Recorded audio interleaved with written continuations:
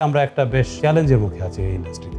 Main সমস্যাটা হলো আমরা কম্পিটিশন, এক্সটার্নাল কম্পিটিশন। এই ম্যানমেড ফাইবার, ব্লেন্ডেড ইয়ার্ন নিয়ে কথা বলে আসছি, তেমন কোনো অগ্রগতি কিন্তু হচ্ছে না।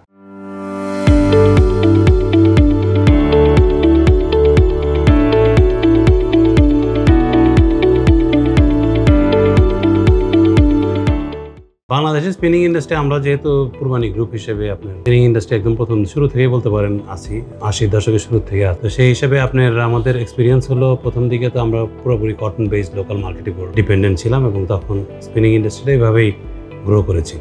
পরবর্তীতে বাংলাদেশে গার্মেন্টস ইন্ডাস্ট্রির ব্যাকওয়ার্ড লিঙ্কেজ হিসাবে স্পিনিং ইন্ডাস্ট্রির একটা ব্যাপক ডেভেলপমেন্ট হয়। ওই টাইমটাতে আমরা আস্তে আস্তে এক্সপোর্ট ওরিয়েন্টেড স্পিনিং ইন্ডাস্ট্রির দিকে ধাবিত হই এবং তখন আপনার কটন বেসডই ছিল, এটা 100% কটন বেসড ছিল। তখন গভর্নমেন্টের তরফ থেকে আমাদের বিভিন্ন ইনসেন্টিভ দেওয়া হতো এবং তাতে স্পিনিং ইন্ডাস্ট্রিটা বেশ ভায়াবল ছিল। তখন আমাদের স্ট্রেংথ ছিল 2-3টা জায়গায়। একটা ছিল আমাদের জ্বালানিটা আমরা পেতাম খুব একটা সুলভ মূল্যে, প্লাস আমাদের ইনসেন্টিভটা পেতাম যদি বাংলাদেশের এক্সপোর্ট ইন্ডাস্ট্রিতে আমরা ফিট করতে পারতাম। সেই কারণে স্পিনিং ইন্ডাস্ট্রি একটা ব্যাপক তখন গ্রোথ হয়। কিন্তু আস্তে ক্রমে এই সুবিধাগুলো নিয়ে নেওয়া হয় এবং আমরা আস্তে আস্তে গ্লোবাল কম্পিটিশনের সম্মুখীন হই এবং তখনও আমরা ধরেন সুলভ মূল্যে গ্যাস পাওয়ার জন্য আমরা তখনও কম্পিটিটিভ থাকি এবং ব্যবসার গ্রোথ একটা মডারেট লেভেলে হতে থাকে। কিন্তু পরবর্তীতে যখন হঠাৎ করে গ্যাসের দাম বাড়ানো শুরু হয় তখন আমাদের কম্পিটিটিভ এজগুলা আমরা ক্রমেই আমাদের গ্লোবাল কম্পিটিশন যে সমস্ত দেশ আছে তাদের কাছ থেকে আমরা হারাতে থাকি। একটা হলো ধরেন আমাদের নিজস্ব কটন নাই, এটা একটা আমাদের সবসময় একটা শর্টকামিং ছিল অন্যান্য গ্লোবাল কম্পিটিশনের তুলনায়। আর একটা ছিল আমাদের cost of doing business is always high. Infrastructural cost, আপনি ধরেন তুলা চিটাগাংয়ে আসতে গেলেই সেম অরিজিন থেকে আমাদের কম্পিটিটিভ দেশরা যখন এই তুলাটা আনে তখন দেখা যায় যে 2 থেকে 3 সেন্ট তাদের কম পড়ে জাস্ট ওদের পোর্টে তুলা আসা পর্যন্ত। সেই জায়গায় আমাদের একটা কম্পিটিটিভ ডিসঅ্যাডভান্টেজ থেকেই যায়। এবং শুধু তাই না, সেই তুলা যদি আপনার চিটাগাং থেকে আমরা আমাদের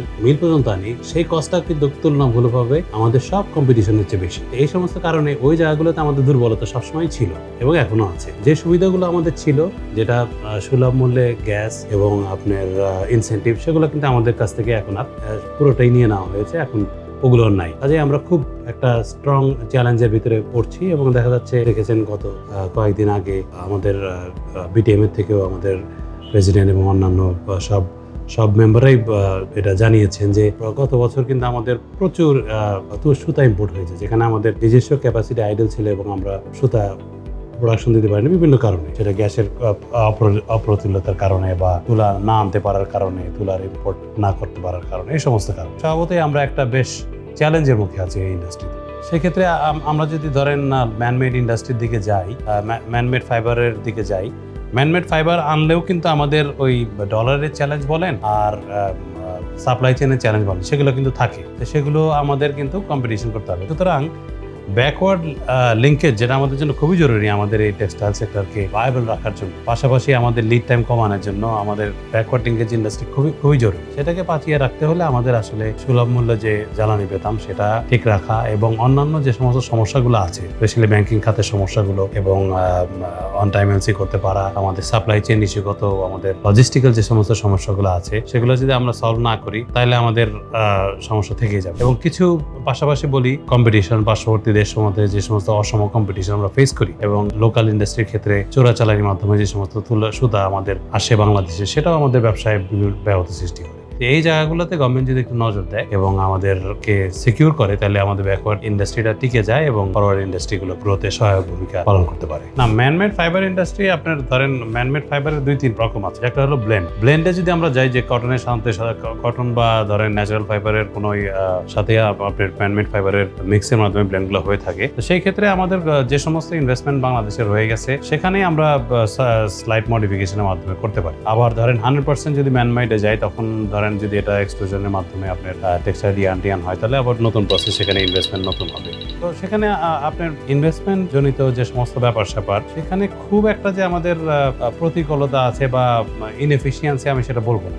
ইনভেস্টমেন্ট নাই সেটা আমি বলবো। মেইন সমস্যাটা হলো আমরা কম্পিটিশন, এক্সটার্নাল কম্পিটিশন।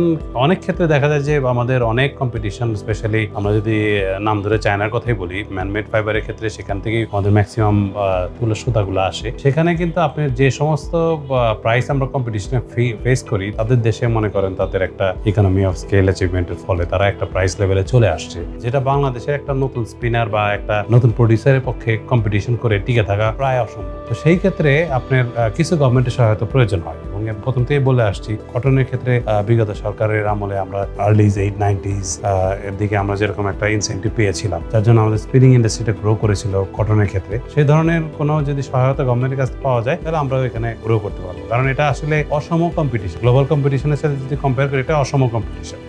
একজন উদ্যোক্তার পক্ষে তার ব্যাংকের থেকে লোন নিয়ে সেই লোন পরিশোধ করে এইরকম একটা কম্পিটিশনের সাথে টিকে থাকা প্রায় দুষ্কর বলা যায়। কাজে আমরা নিজেরা দেখেছি যে কিছু কিছু ক্ষেত্রে আমরা নতুন একটা প্রোডাক্ট নিয়ে চেষ্টা করেছি, তারপরে চায়না থেকে যে ধরনের প্রাইসের কম্পিটিশন চলে আসছে, পরে আমরা বন্ধ করে দিতে বাধ্য হয়েছি। বিভিন্ন প্রক্রিয়ায় গভর্নমেন্ট আমাদের হেল্প করতে পারে, সেটা যে সবসময় মনিটারি ইনসেন্টিভ হইতে হবে তাও না। আপনি নন ট্যারিফ ব্যারিয়ার বা বিভিন্ন ধরনের প্রোটেকশনিজম টেকনিকের মাধ্যমে আমাদেরকে সহায়তা করা যেতে পারে। এগুলো গভর্নমেন্টের সাথে বসে আলোচনার মাধ্যমে সমাধান করা সম্ভব। বাট এগুলো করলেই আমি মনে করি এই সেক্টরটা আগাবে, কারণ আমরা অনেকদিন ধরেই কিন্তু এই ম্যানমেড ফাইবার ব্লেন্ডেড ইয়ার্ন নিয়ে কথা বলে আসছি, তেমন কোনো অগ্রগতি কিন্তু হচ্ছে না।